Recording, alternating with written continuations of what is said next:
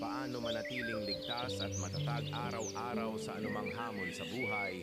Una, magdasal o magnilay araw-araw.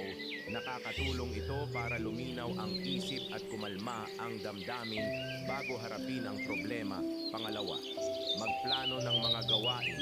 Gumawa ng simpleng listahan ng dapat gawin para hindi magulo ang isip at maiwasan ang padalos-dalos na desisyon, iwasan ang masasamang impluensya, lumayo sa gulo, bisyo, at mga taong nagdadala ng panganib o stress sa buhay.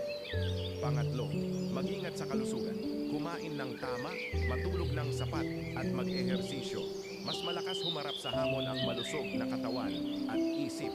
Pang-apat, mag-ipon kahit paunti-unti. Ang pagkakaroon ng emergency fund ay malaking tulong sa oras ng problema. Matutong humingi ng tulong. Hindi kailangang sarilinin lahat. Makipag-usap sa pamilya, kaibigan o taong mapagkakatiwalaan.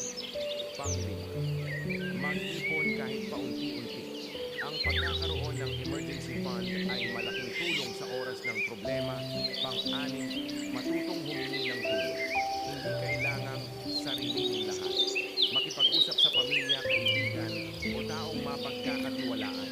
Pangpito, mag-isip bago kumilos. Sa anumang sitwasyon, huwag pairalin agad ang galit o takot. Mas ligtas ang taong marunong maghinay-hinay sa desisyon. Pangwalo, panatilihin ang positibong pananaw. Hindi lahat ng hamon ay permanente. Ang pagtitiyaga at pag-asa ay nagbibigay lakas para magpatuloy. Pangsyam, magkaroon ng kaalaman sa basic safety tulad ng pag-iingat sa daan, online safety, emergency contacts, at pag-alam sa dapat gawin sa sakuna. Pang-sampo, maniwala sa sarili at sa kakayahang umakit. Ang bawat pagsubok ay may aral. Ang mahalaga ay hindi sumusuko.